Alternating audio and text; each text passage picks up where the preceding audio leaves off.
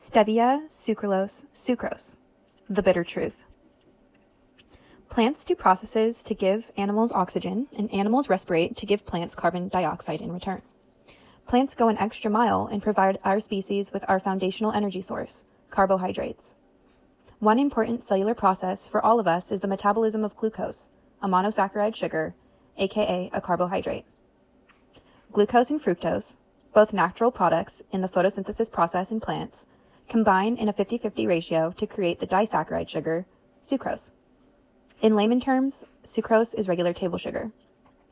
Like many things, sugar can be dangerous in excess, especially for the sugar-sensitive population, such as those struggling with obesity, prediabetes, and type 2 diabetes. A desensitization to insulin is one such result, where the body becomes ineffective in its ability to uptake sugar molecules from the bloodstream for cells to use.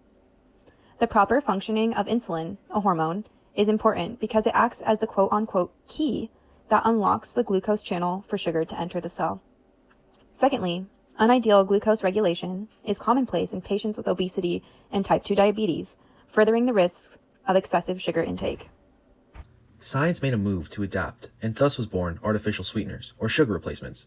Human bodies have an inability to metabolize or break down these sweeteners into usable calories. In addition, artificial sweeteners are hundreds of times sweeter than regular table sugar.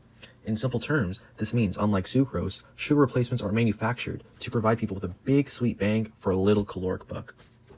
Of the many to arise, this video will focus on the comparison of an original artificial sweetener, sucralose, its common name being Splenda, and a new natural toning sugar replacement, stevia, to the traditional table sugar, sucrose. The purpose of this video is to highlight the recent chemical research concerning the effect of sucralose on insulin sensitivity and glucose regulation, which is relevant in light of new generation sweetener replacements such as stevia rebaudiana, which potentially poses lesser risk to both sucralose and sucrose. The first artificial sweetener that will be discussed is sucralose, also known as Splenda. This non-nutritive sweetener is created by replacing some atoms in the sugar sucrose with chlorine. Recent data signifies the negative effects of this sugar replacement on insulin sensitivity and glucose regulation. A study published in the American Journal of Clinical Nutrition describes an experiment conducted with randomized healthy patients and the effects of sucralose consumption on a controlled and sucralose-treated group's insulin sensitivity. Glucose and insulin levels were measured through the performance of frequently sampled intravenous glucose tolerance tests.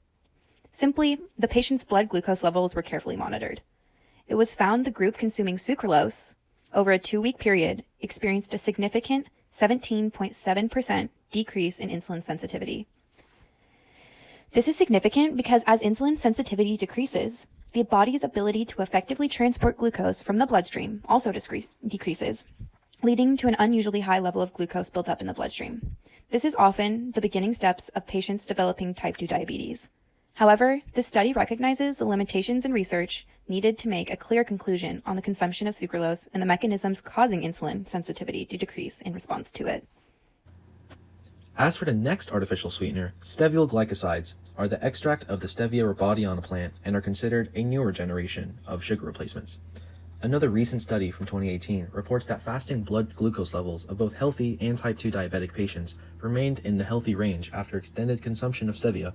Additionally, postprandial, or after eating, blood glucose levels were noted to decrease 18% in test subjects with type 2 diabetes when stevia was consumed instead of a placebo. As a side note, it should be made very clear that the placebo was not a sugar pill in this experiment. Along with an 18% decrease in blood glucose levels after eating, the stevia group also experienced increased insulin response. To briefly describe the method, this was observed statistically through the ratio of insulin to glucose, or insulinogenic index, which showed a 40% increase in the stevia group. The effectual response of insulin is of the utmost importance in the prevention of insulin resistance and eventual development of type 2 diabetes. The safety of steviol glycosides has been studied and affirmed, but again, as with sucralose, its direct caustic effect on the prevention of insulin-related disorders cannot yet be proven. What is left besides sucralose and stevia is table sugar, sucrose. As you can see, sucrose is a disaccharide sugar. Sucrose is unlike the aforementioned sweeteners because it is a nutritive sweetener, meaning it provides the body with usable energy in the form of food calories. Also, sucrose has a significantly lower sweetness potency than either sucralose or stevia. Where sucrose ranks at 1, a reference point, Stevia is 300 times the sweetenant's potency and sucralose 600 times. This scale is measured with sucrose being the standard at 1.00. In this way, it takes much more sucrose to achieve expected sweetness levels. This facilitates sucrose overconsumption and opens the window to negative ramifications from the stance of excess caloric intake. This poses a threat to the overweight population, which is particularly vulnerable to the development of obesity or the development of insulin resistance due to heightened blood sugar levels. The calories provided by sucrose are not dangerous for healthy individuals. However, for obese and pre-diabetic patients, the potential benefit of non-nutritive sweeteners, which provide minuscule calories, should be taken into consideration to hopefully mitigate the risks of traditional sucrose. In all, recent chemical research on artificial sweeteners points to stevia rebaudiana as having a beneficial effect and sucralose an adverse effect on 1. Insulin sensitivity, and 2. Glucose regulation. Because sucralose causes decreased insulin sensitivity, its benefit over regular sucrose may only be negligible, and at that exist only due to its minute calorie content.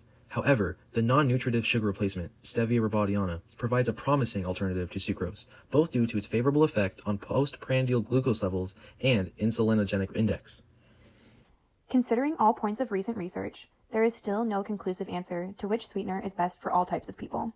For those with prediabetes, compromised insulin function, type 2 diabetes, or obesity, research reveals that stevia as a sugar replacement provides the least amount of risk. That being said, it is newer than sucralose and therefore not studied in as much depth.